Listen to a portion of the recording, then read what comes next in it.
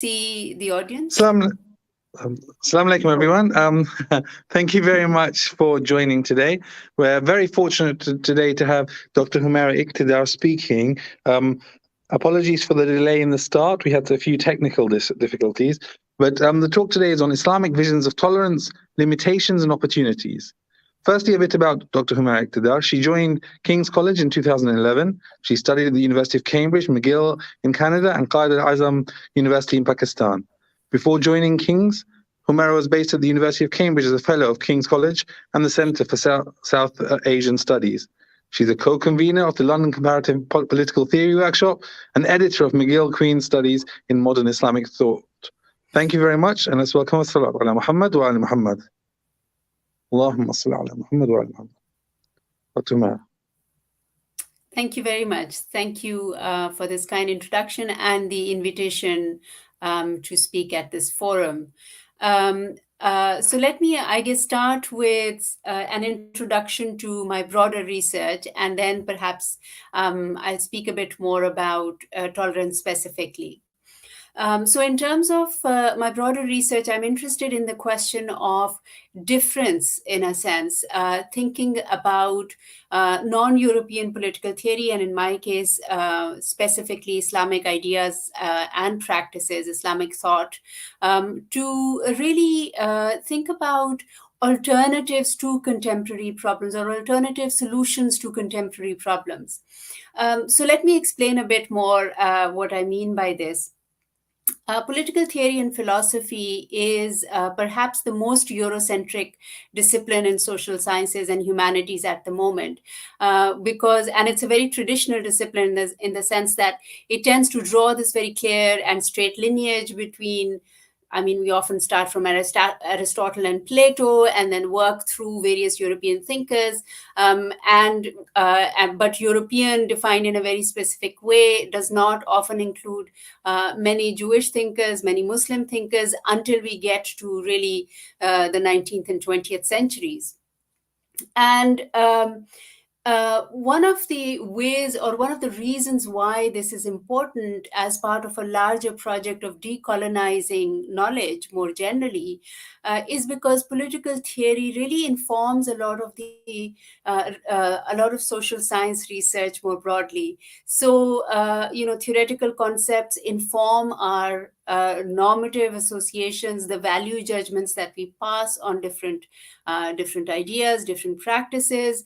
They also, the concepts that we use to understand social life itself, often those are articulated by political theorists and then kind of work and are taken up by social scientists in different contexts.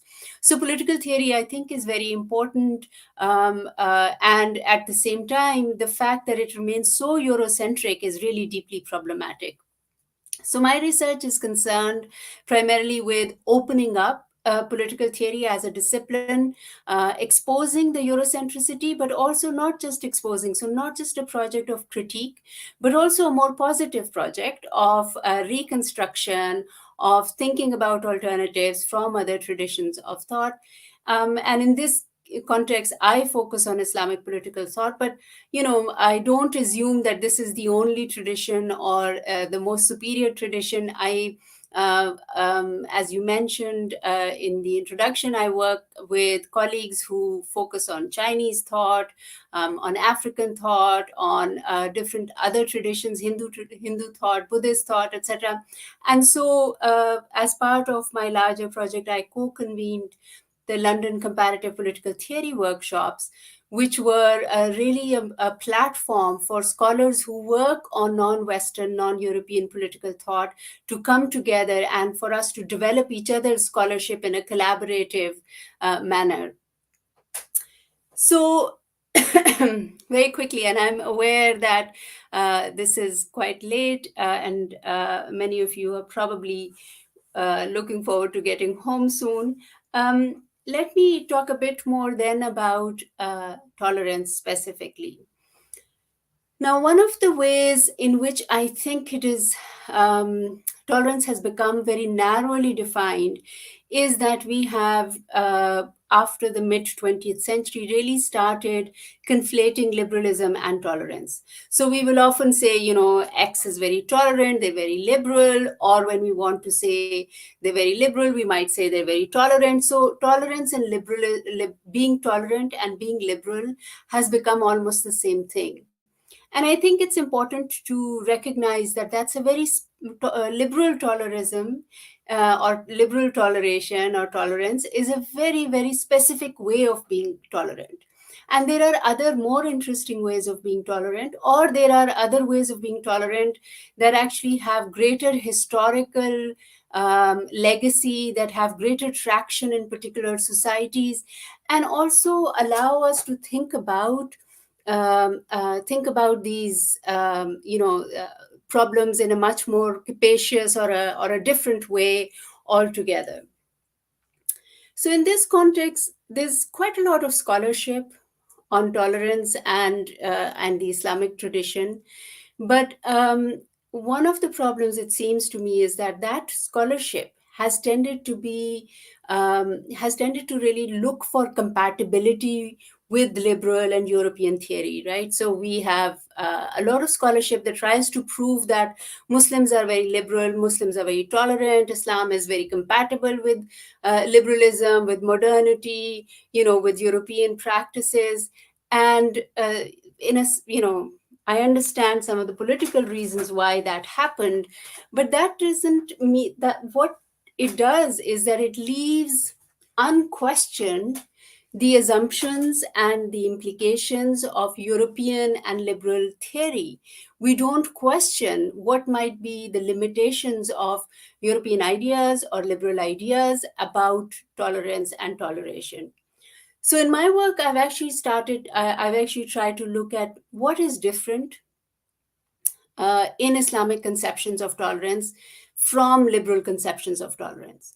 So let me first define liberal conceptions of tolerance, right? So liberal conceptions of tolerance are really focused on the individual and the individual's freedom of conscience. So it's a very particular way in which liberal tolerance operates. The focus is on individual freedom of conscience, and it's a very legalistic way of setting up tolerance, because tolerance is effectively operationalized through rights, through rights that states give and states impose on their citizenry.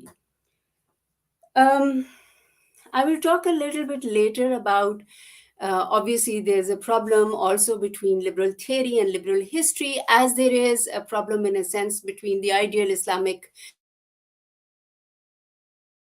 the tolerance and Islamic history. But I think it seems to me that the gap is bigger between liberal theory and liberal history. And at the very least, we can acknowledge that, the long history of colonialism, at the same time as the development of liberal thought, the racial exclusion within liberal polities, such as Britain, such as US, right up to today, but specifically, into the mid 20th century. So, some of you may recall uh, notices in windows and restaurants saying no dogs and blacks allowed in here, no Irish dogs and blacks allowed in here. And that is right into the 1970s in Britain, right? So suddenly this idea that in fact, Europe has always been liberal, and there's been this kind of steadily increasing linear history where after the Enlightenment or after the Reformation, Europe has always been just getting more and more liberal, is not entirely true. And we've seen various reversals. We've seen how recent some of these developments might be. So in that sense, I think it's important to recognize the difference between liberal theory, and liberal history. And some scholars have argued that liberal polities only become much more tolerant in the competition against communism, because, and it's only in the 1960s, 1970s onwards that migrants and racialized others receive a bit more acknowledgement and gain more rights, because the alternative of the Soviet Union also exists, and also because there is this concern to set liberal polities apart from the communist polities, and the communist polities are increasingly being defined by homogeneity. So liberal polities kind of start taking up the mantle of difference. So turning now to what we might call classical notions of tolerance in Islamic thought. I mean, first of all, of course, there is no one term or no concept which is exactly equivalent to tolerance. And that in itself is useful, right? Because the fact that a term doesn't exist doesn't mean that, Islamic thought and practices are backward or lacking in something or in some way, but rather that there's no term because perhaps there was no problem for which a solution such as tolerance had to be developed. So we see in the Islamic context that one of the striking features of Islamic empires and polities through the history that we have is that on the whole, there are exceptions, but on the whole, there is an acceptance of religious and ethnic and linguistic and racial diversity. This is partly kind of taken up from the Quran, that God has divided you into different tribes and different groups, but also people have argued that this is because the early Islamic empire, that very suddenly Muslims were ruling over populations, large groups of populations that were non-Muslim, and at that point a decision was made to not try to convert them, which was the case for actually most pre-modern empires. But in the Islamic context, this set a pattern where non-Muslims did not have to be converted to Islam, and then the fact of religious diversity was just a given. Now, contrast this to the European experience, where effectively the expulsion of Muslims, this happens 1492 is a very important date, because the last of the Muslim bigger city states, Granada, is defeated by Isabella and Ferdinand, king and queen of Spain, Castile and Aragon. And Queen Isabella, also funds Columbus to look for, at that point, what they think he's looking for India. He ends up in what we today call America.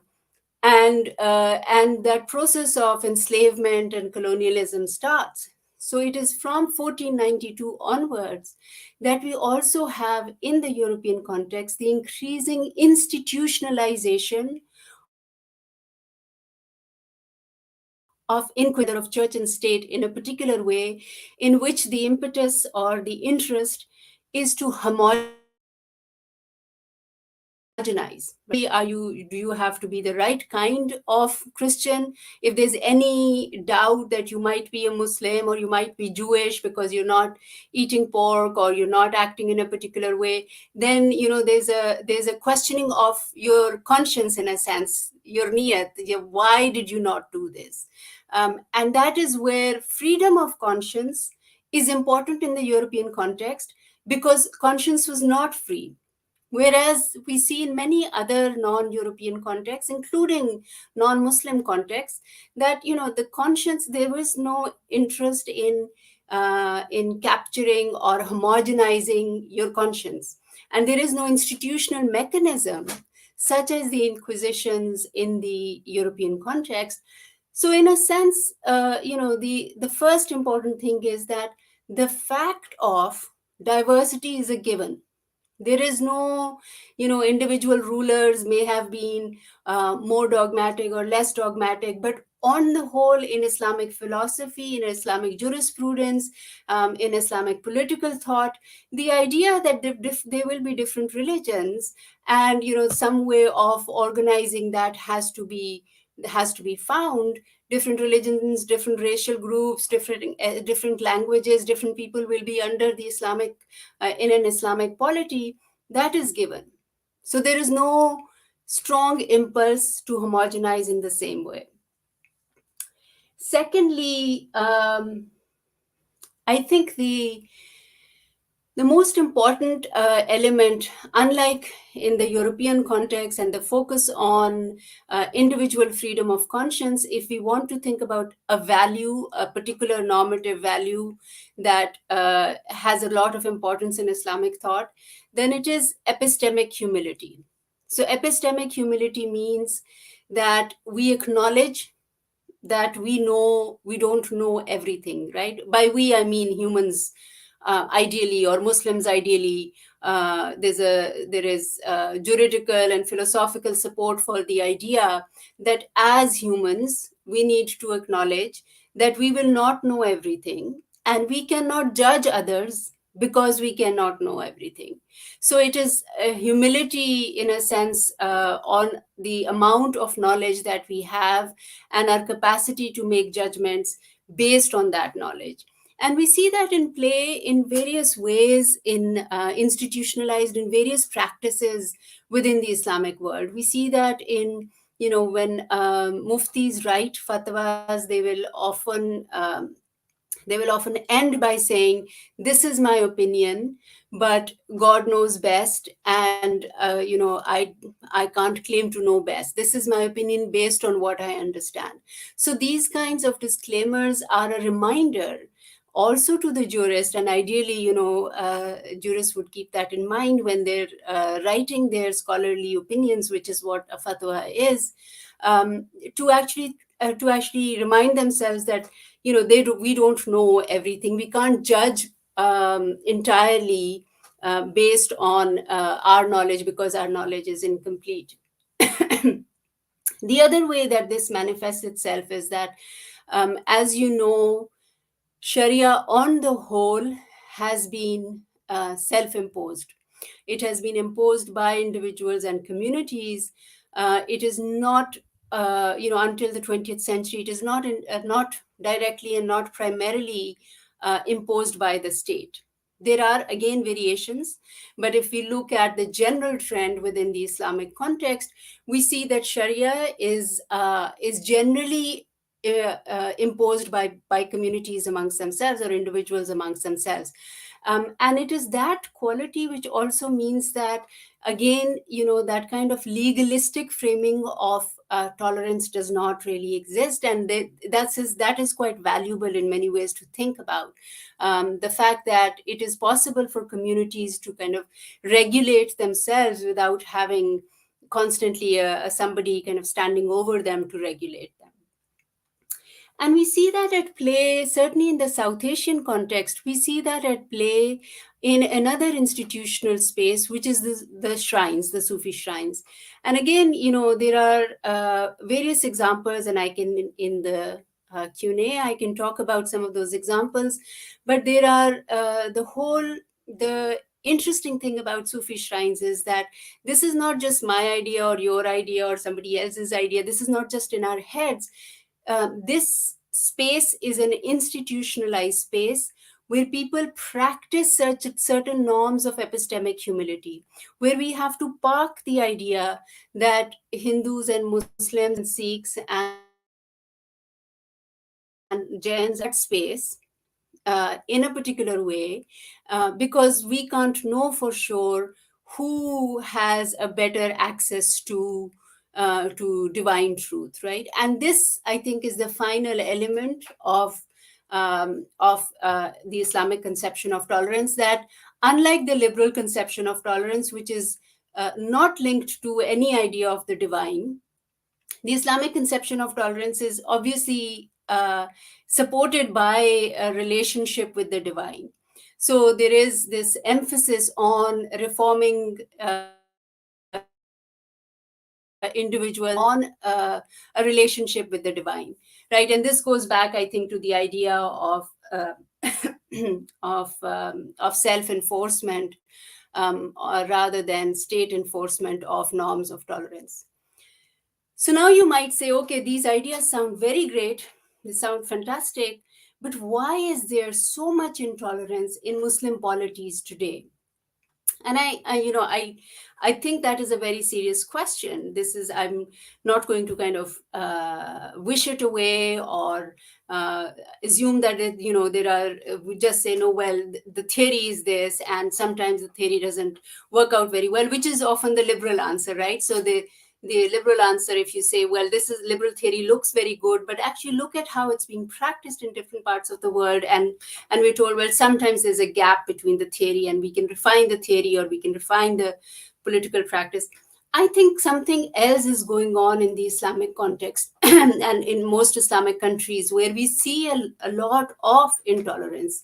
We see a lot of strife and intolerance, particularly towards different religious groups, as well as various, racism. This is not to say that racism doesn't exist in Muslim countries, etc.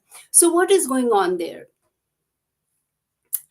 I think we have, since the 19th century in particular, and with colonialism, we entered a context in which two major changes happened, and those changes really came to the fore. They really became very dominant from the 20th century onwards. So what were those changes? The first change is actually the emergence of a different kind of a state. We call this the modern state, but this is, I want to emphasize that the modern state is not necessarily more organized, it is not necessarily more bureaucratic, because we know that the Mughal Empire, for instance, had very detailed bureaucratic structures. They had very detailed taxation information, etc. And in fact, for the first almost 50 odd years after the East India Company took over from the Mughal Empire, they just they continued with the same systems, because those systems were very well developed. We know the same is true for the Chinese Qing Empire, very structured. In fact, they had an independent bureaucratic exam. So their bureaucracy was very meritocratic, or relatively meritocratic, in that sense that people, thousands of Chinese across the country would sit an exam, and then they would be chosen from within that exam system. So they had very developed bureaucracies. The difference with the European state, with the modern colonial capitalist state, is that this is a state that is focused on managing each individual separately. So the Mughal Empire, for instance, did not really care about individuals. The Mughal Empire, if you were paying taxes, the whole village would pay taxes. It wasn't really necessary for each one of us to separately fill out taxes. The census would count households rather than individuals. But actually, for various reasons, we can go into them in the discussion. For various reasons, in the European context, we ended up with a state where the state manages each individual separately. Each one of us has our own national insurance number. We are categorized in the census. Our various identities and beliefs are categorized in the census, and they are non-divisible. So you can't be, as many communities in India right into the 20th century were or thought of themselves as both Hindu and Muslim. You can't have that in a census. The census actually required you to choose either Hindu or Muslim. So, in the first instance, the state really emphasized and managed individuals and communities much more closely than they had in the past. And on the other hand, different ideas about how to organize a polity became very important. And one very important idea in that context is the idea of nationalism. So, nationalism becomes really closely linked to the idea of democracy, because the idea is that, who has the right to choose how this space or this country is governed. The people who have the right to govern are people ideally who are like us, who we are willing to give something up for. And in the 19th century and into the 20th century, the idea of nationalism becomes really important. And increasingly, the idea of the nation becomes the idea, because it's coming from the European context, and given the history in the European context that I spoke to you about of homogenization, the idea is that the nation ultimately is very similar.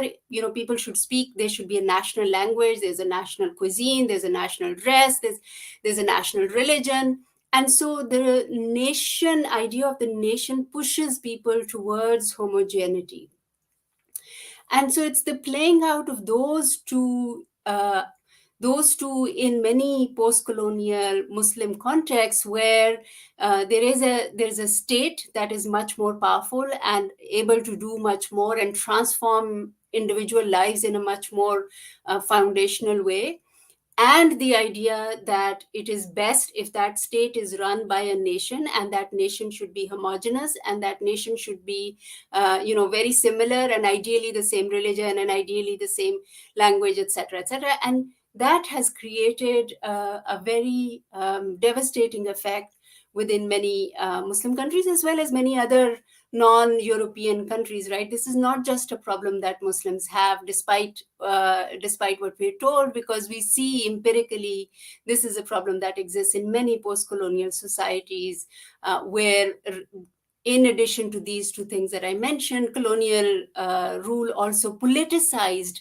those differences. For instance, in the case of India, by instituting separate electorates for different religions, and not instituting, for instance, separate electorates for Dalits, who for a long time were not considered part of Hindus or caste Hindus, but then for electoral purposes were actually classified as Hindus. There are dynamics through which this has become really a much more conflict-ridden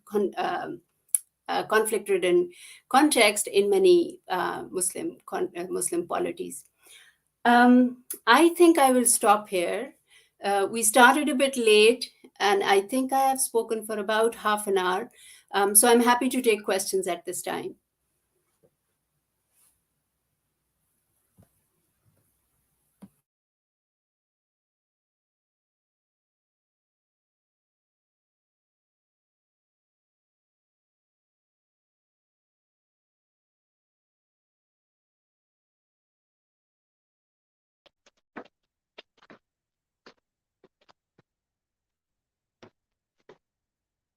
Sorry. Okay. If there are any questions, please do ask. Okay, great. I'm sorry. The way that we're doing this is anyone who has a question, they'll message it through to me, and then I'll send it. I'll ask on their behalf.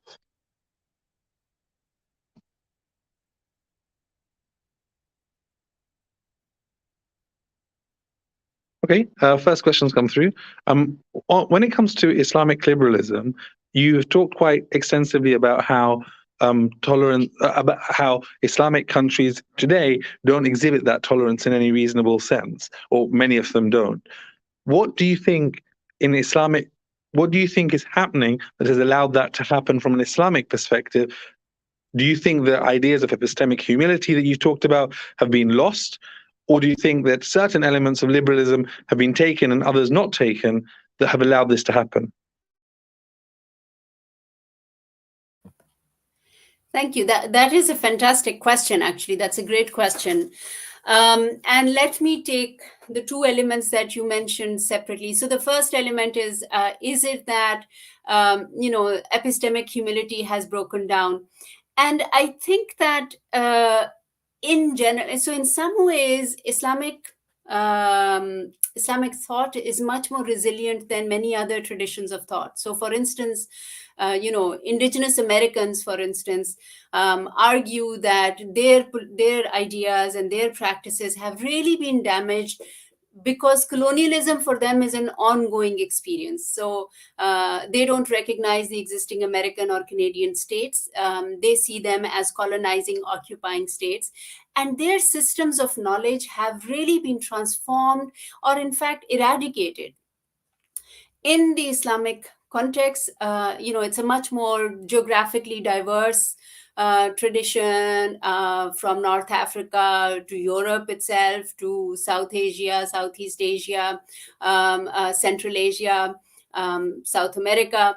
And I think one advantage that the Islamic tradition has is that there is still, it's in bad shape, but there is still an independent institutional space for knowledge production, which are the madaris. Which are, so this is not to say that madaris are all good. In fact, many of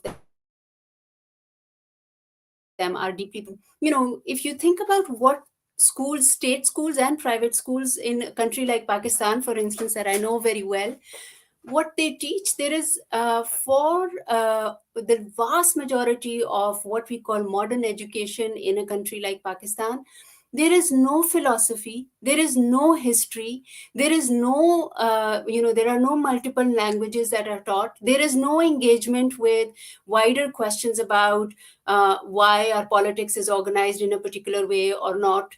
And but the good madaris, the better madaris, will have all of these. They will have lessons in philology and philosophy and history, and present alternative viewpoints that people will have to at least consider, as they make their way through the rest of Pakistan or their daily lives in Pakistan. So one advantage that the Islamic tradition has is that there are these institutional spaces that are, somewhat, they are, badly battered by colonialism, by modernity, etc., but they are also resilient and they have adapted, etc.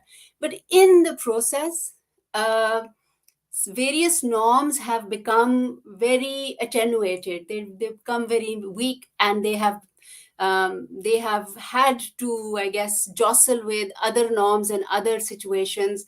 And so, of course, within the Islamic context, certain practices have lost their discursive importance. They have lost their, by discursive importance, I mean that they have lost their centrality in how people thought of society. So, I mean, certainly this is something that many of us will notice in the context of, especially if you've moved in the last 20 or 30 years to Britain from South Asia, there is there was a norm that showing off, even if about and through your children, was not considered good, right? In the South Asian context, if somebody would praise a child, people would say, think, no, no, no, he's actually really naughty, no, he's, in fact, he failed in X exam and he's not doing well at all. So there were norms of, certain norms of humility, of not kind of showing yourself to be better than others, that have transformed for various structural, economic, and political reasons. But within this context, specifically, I think Islamic ideas and practices have become weaker. But unlike some other traditions, like the Native Americans, they have not been eradicated in the same way as those. The other part of your question is about liberal norms and liberal ideas and their place in Muslim polities and Muslim countries. And that has also happened. I mean, I'm critiquing liberalism, but this is not to say that we need to throw everything out. We don't need to throw the baby and the bathwater out together. In some ways, liberalism is deeply problematic, but at the same time, it is one. Um, um I guess it is one arrangement that is geared very much towards the power of the state, which we now live with. Uh, so liberal ideas have also been a source of inspiration and motivation for bringing about important changes, such as an interest in equality within many Muslim countries. I think the problem with liberalism is ultimately that the promise is almost never met because of the exclusions and the limitations that are built into liberal thought and practice, right? So if you're constantly seeking, Gandhi also said, if everybody is talking about rights, then who will give rights to whom?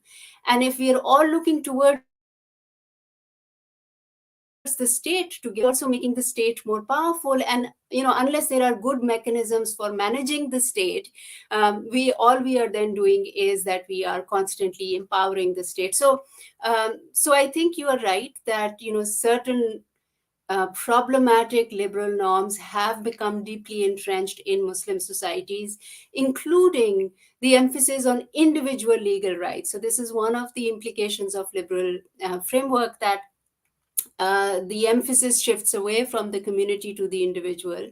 And this is something that not just Muslim, but non-Muslim and various other critical and Marxist theorists have also raised as concerns about liberalism.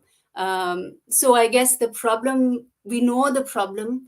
And I think what is interesting is that we can learn and we can bring out some practices from Islamic thought to address those problems. I hope that answered at least part of your question, but I'm happy to explain more. Thank you very much. Thank you. That answered the question. There is another question here. One second. Yeah. So your latest points refer to two recent trends: enhancement of the power of state and the role of nationalism. I'd be curious to understand your perspective on the future of the nation state. Do you see something better in the future? That's from Mehdi. Thank you. Let me quickly actually plug my computer in for recharging, and I'll come back to this question.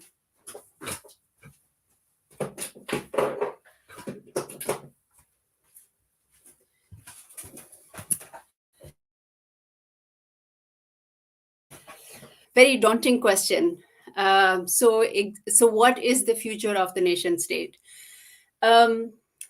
If you remember, I don't know if you would remember, but many might remember that about late 1990s onwards, with the beginning of a new version of corporate globalization, there was this whole talk about the nation state going away, the nation state finishing, the nation state will disappear, we will all be part of this one big global village.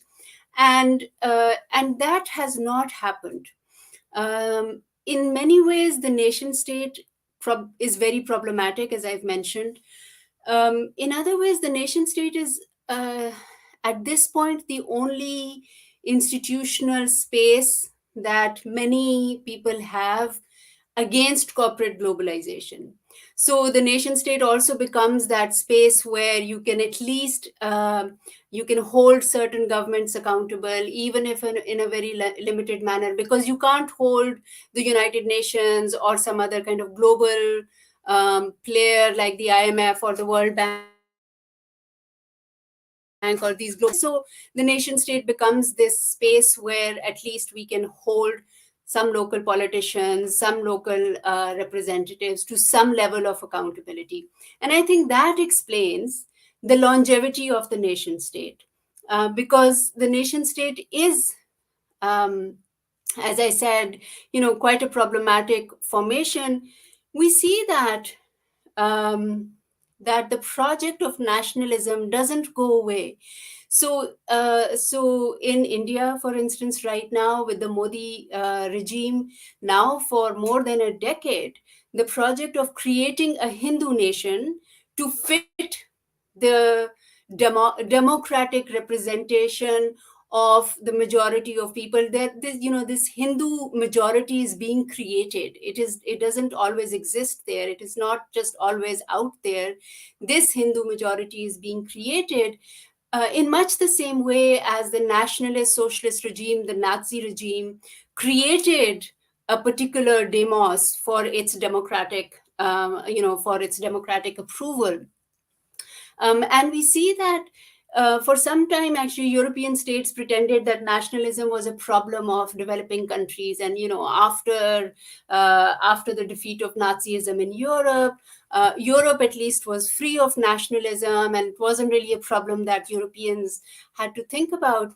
But actually, we see the rise of nationalism yet again, and a very racialized version of nationalism, religiously exclusive version of nationalism in different European countries. So I think unfortunately, I don't think that, and I think it goes back to the problem that democracy requires a certain relatively homogeneous population for, at least one strand or one understanding of democracy requires that relatively homogeneous population, for which we will give up things. We will give up money in taxes so that some people are not are able to get some social services. We will give up something for the future generations. People are willing to do that because they think they are giving it up for people like themselves. And that is a version of, or an understanding of democracy, that keeps coming back to nationalism. So I think, unfortunately, the nation state is here to stay for good and bad reasons. And I don't think I can predict that it will go anytime soon. Thank you very much. We have another two questions already.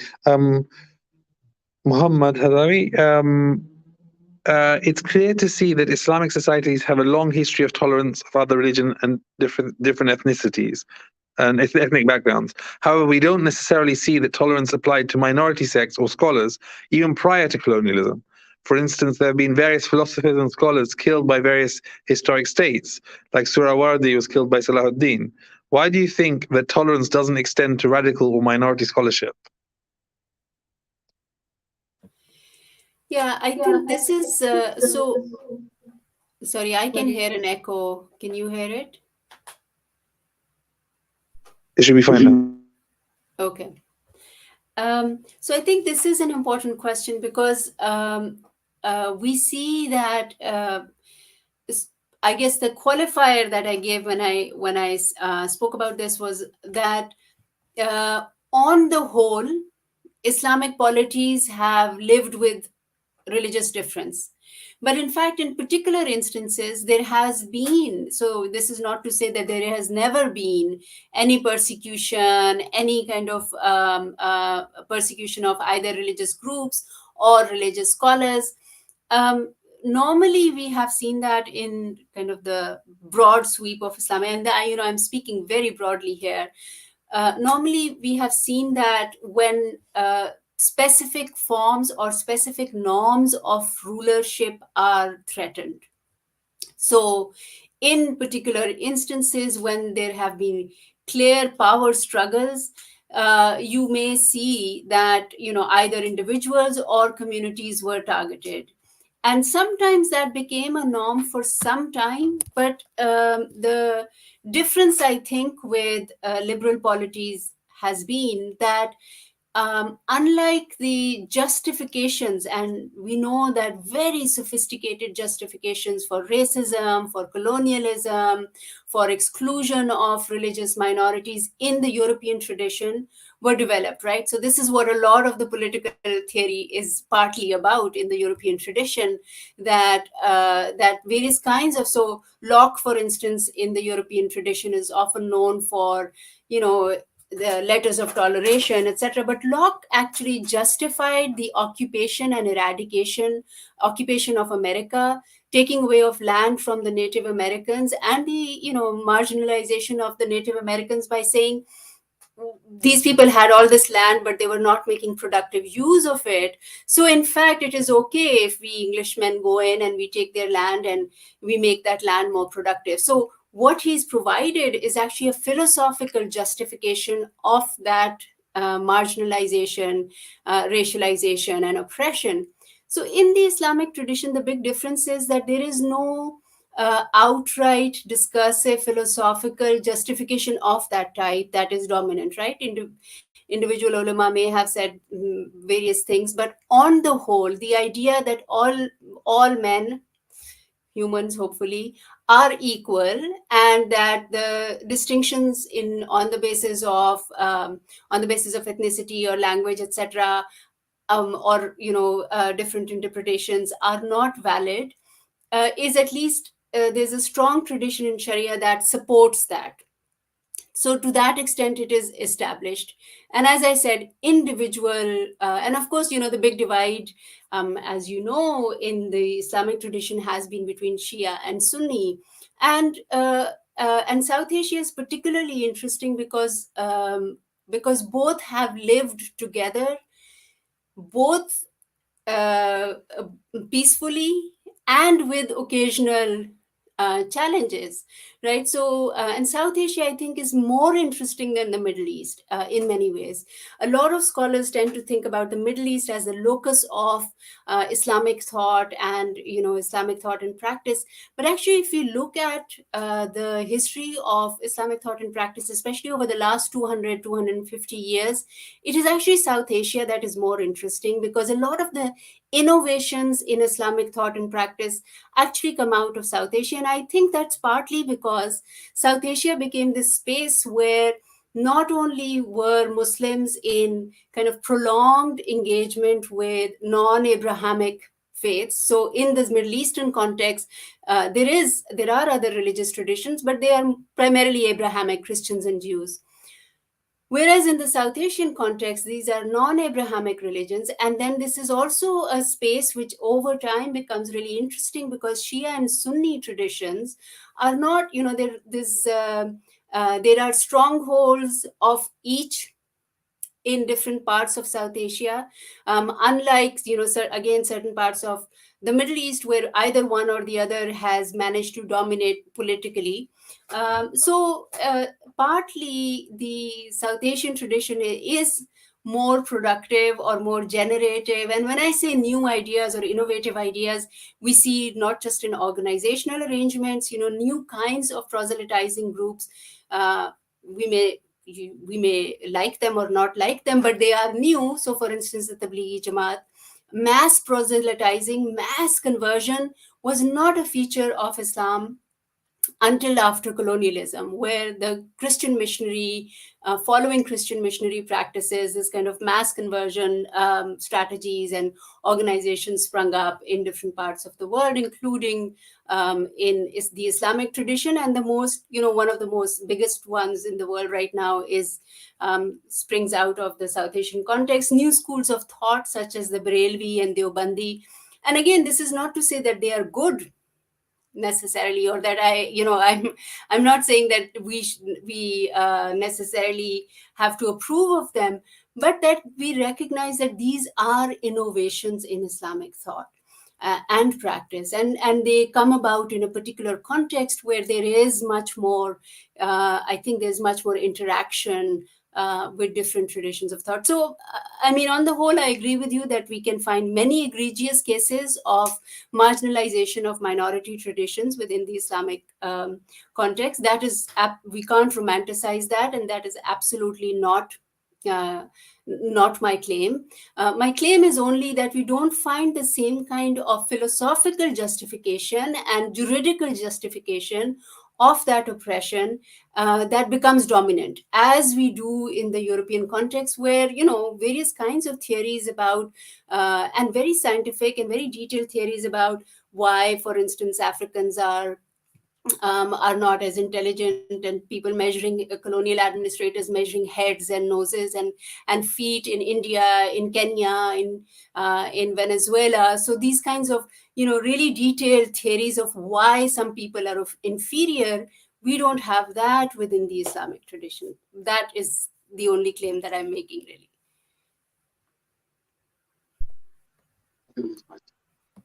Um,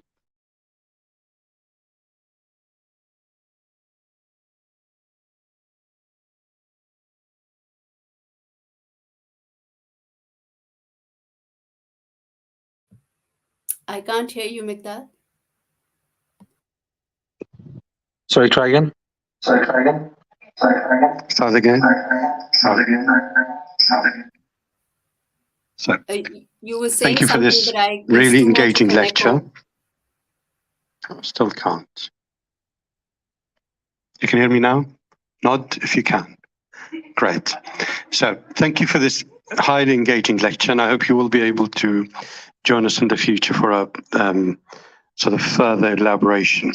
If I could take you to the question before last, and it's probably possible to see that the conceptualization of the nation state, the modern nation state, is now probably weakening or defragmenting or getting clearer in the way that it's basically a form of control for people. Do you think the rise of the metaverse and so that we're moving away from nation states, but actually the way that companies like Facebook and others are then potentially the new formation for the sort of Western form of control and power to exercise itself? But maybe, as you said, it's not going to be quick.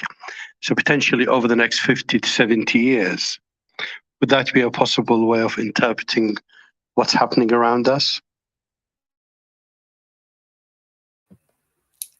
That is a really difficult question, and it is, as they say, much above my pay grade. But I can take a stab at it because it's actually interesting to think about these developments and kind of think about these developments in relation to the other work that one does.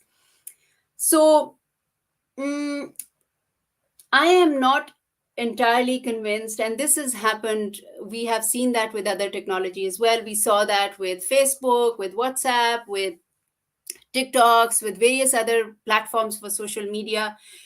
This idea that these will be free spaces, these will be spaces where people can actually discuss ideas and come together, and these will be spaces that will be free of control from various political relationships that we have to endure within states or the international political order. But in fact, we see that that has not happened. And in fact, we see that, if there is, if anything, on the whole, there has been a strengthening of the same agencies and the same institutions and the same states that control much of the economic I guess that control much of the economic base for the operation of these platforms. So what we see is that where these platforms are designed and headquartered has a big difference, and it is the same for other multinational corporations as well, right? So they may extract a lot of oil from Saudi Arabia, but if they are based in the US or if they're based in the UK, the way the strategies are developed, the benefits, in a sense, of the surpluses that are extracted tend to flow in one direction. Now, whether metaverse, I guess we can park questions like whether the metaverse itself is a viable platform, because we saw just last week that shares had fallen. The uptake is not as great as was predicted. And it is not clear if people are really yet willing to give up their in-person lives for this virtual life. And it may just be bad timing right now, because we've all had a lot of virtual conversations like this one, which are convenient, but also tiring in a different way. And people are looking for in-person conversations and connections. So maybe it is, and this is what some commentators have said about metaverse and the fact that the uptake has not been as was expected. But the larger question that you're asking is, if not, it still stays valid, that it might not be metaverse, it might be something like the metaverse that will, that can, and what will be the effect of that. My hunch is that because these platforms are driven by profit, and these are driven by the interest to maximize profit, that the potential benefit they can accrue, or they can give in terms of participation, representation, transformation of existing economic and political structures, are likely to be very limited. So we saw there was a lot of excitement, and there's actually quite a lot of research when social media in particular initially started, as I mentioned, about the potential. But then, and of course, social media does play a role. It has played a role in various movements. It played a role in mobilizations in India against the changes to the Citizenship Act that the Modi government laid out. But by itself, these platforms cannot do anything. So without on the ground mobilization, these platforms ultimately turn out to be less effective than was initially thought, and can be more destructive, because we know with WhatsApp and Facebook that a lot of data harvesting goes on, which means that that actually we are not necessarily getting the information that we want to get, and that our information is now the new commodity. Information about us individually, but in information about us in large groups is actually a new resource that is being used without our consent and without our knowledge. So on the whole, not very optimistic on the metaverse, but yeah, let's see. Thank you very much. We have two final questions, and these are going to be the two final ones, just because we're on our time, and the number of questions shows how interested everyone is in the topic. So inshallah, we can get you back in person next time. Inshallah, next. So the first question is one that I'll read, and the second one is in the room. So the one I'm going to read is linked to not the previous question, but the one before. Whilst tolerance to other faiths and ethnicities has its roots from early Islamic history, other forms of tolerance, like treatment of women, aren't known as being embedded in Islamic history as well. How do we explain this difference? And now the one in the room.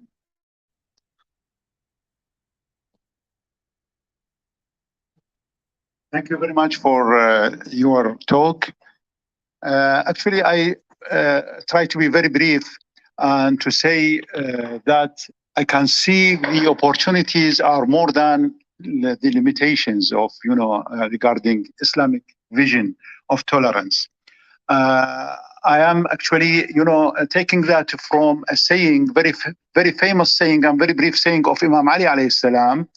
He laid out the ground for homogeneous society or nation when he said that people are either your brother in faith or your equals in humanity.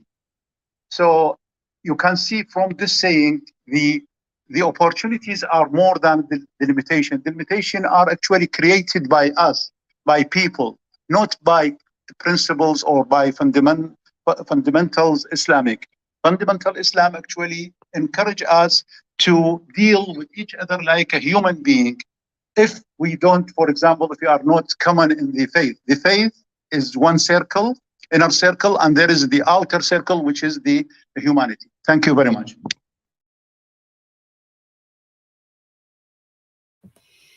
Thank you. Two really interesting questions. So let me start with the first, second one. So the first question was about what about tolerance for women in Islam? I think that the first thing to say is that the question in the case of women is not of tolerance, right? So tolerance is tolerance becomes more of a let me start again. As I stated earlier on, tolerance is a very specific notion that has a very particular history in the European context. And the way the term started, the term was that you were how to live with somebody or something that is so different from you that you disapprove of, but you still want to live in some version of peace with them. And the term came about, and this idea came about because in the European context, not only was there kind of institutionalized mechanism of homogenization, but then there was a revolt against it. So there were these wars of religion between different groups. Broadly we say Catholics and Protestants, but in fact there were multiple groups within that as well. And these wars went on for a very long time. And so this is a context in which it became politically, socially really important to define a way of living with this other who was presented as an other, because of that is kind of constantly presented as an other. So how do you live with them? And just to give you again a historical comparison, if we compare Queen Elizabeth's court with Akbar and Jahangir's court, they were roughly the same time, in Elizabeth's court, at Queen Elizabeth's court at that time, you could not be openly Catholic, right? So even within Christianity, you could not be openly Catholic. Certainly, there were no Muslims or Jews or pagans or any other religious group. You could not be part of the economic, political, and social elite within that context. In Akbar's court, in Jahangir's court, you could be or Hindu or Muslim and different versions of Muslim, etc. You were part of the economic, political, and social elite, right? So you could be part of the court, you could be a rich merchant, you could be a rich trader, you could be a big landlord, and you could be different religious, different religious tradition. So tolerance then in the context of women, I think, is too narrow a term. So I am assuming, because women are not necessarily construed as the other, and women are not construed as the other to eradicate, which is where the term tolerance in the European context comes from. So I think I'm assuming that your question is really about equality in a sense, and what the Islamic tradition may or may not have to say on the question of equality. And I think here the record is much more mixed and more complicated. So roughly, I would say in the Islamic context that there is acceptance of spiritual equality for men and women, but not necessarily for social and political equality. These are ambiguous. So they're not necessarily cut off, um, although some scholars would argue that they are. But in my reading, it doesn't seem to be that they are, entirely closed, but they are also not defined very clearly, and they're not also, they are open to interpretation. So also because in many ways, equality, spiritual equality was seen to be a much more important and radical measure at one point. Whether it leads to social and political equality is not always the case. And so I think in that sense, the Islamic tradition is much more ambivalent. Certain Muslim scholars often like to point out that certain things were allowed earlier in the Islamic tradition. For instance, women inheriting property, even though it is less property than the men in the Sunni tradition. Women inheriting property was unusual for the British colonial administrators when they came to India. They tried to change so that women do not inherit property, because in Britain at that time, women did not inherit property. So certain norms of equality or relative equality were actually changed during colonial rule as well. But I think on the whole, in the Islamic tradition, the question of equality with women is more ambiguous. So the most clear-cut answer we have is on the question of spiritual equality, on which men and women are deemed to be equal. So thank you. This is a wonderful quote, and I have come across versions of it earlier as well. And I think you're absolutely right that this is one way in which the acceptance of diversity was operationalized and institutionalized within the Islamic context. This is precisely the kind of thing that would make people recognize that there is one relationship with those who are closer to you in terms of your faith. But there is also a shared element which is much wider. And this is precisely, I think, goes to the heart of what I was saying earlier about the fact that we don't have the same kind of elaborate theories of exclusion. We may have practices of exclusion in particular polities, in particular dynasties, or particular kings may have done X and Y, but we don't have elaborate theories and philosophies of exclusion. And that, precisely this recognition of shared humanity is a very good way of thinking about the fact that we may be different in some ways, but there is also a lot more that we share. And, in this context, I think Ali Shariati does this fantastic job of reworking Marxism. So many commentators tend to think about Ali Shariati as translating Marxism, for a Farsi-speaking audience. But I think that is not right, because Ali Shariati actually expands Marxism. He makes it much more capacious, and he makes it much more interesting than original versions of Marxism, right? So the European version of Marxism may be more deterministic, has important limitations that Ali Shariati picked out.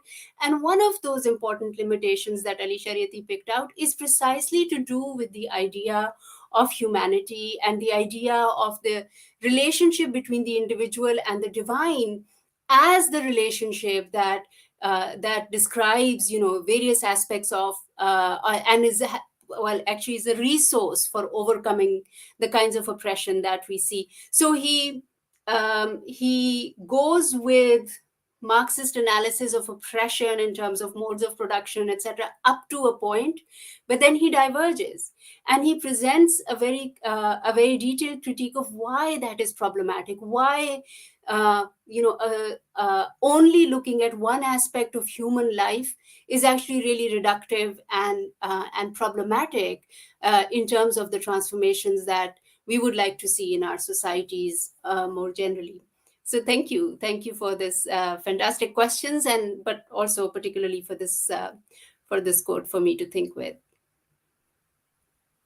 Thank you very much, and it was really a pleasure to have you. And apologies to you and to everyone else for the technical difficulties that started. We're trying something a bit different in person, and so apologies for that. So thank you again. Thank you so much. And just a reminder to everyone else, just a quick announcement that this Sunday we have the Wiladat Imam Ali alayhi salam on Sunday. The program starts at 5:20 with Maghrib. And there are going to be nasheed, Quran, a baking competition, as well as dinner and the talk. So please do attend. If you'd like to find out more, please talk to a member of the executive committee or join at sikkim.org.uk. Thank you very much again, and I think we'll end there. Salatu ala Muhammad wa ala Muhammad. Thank you very much.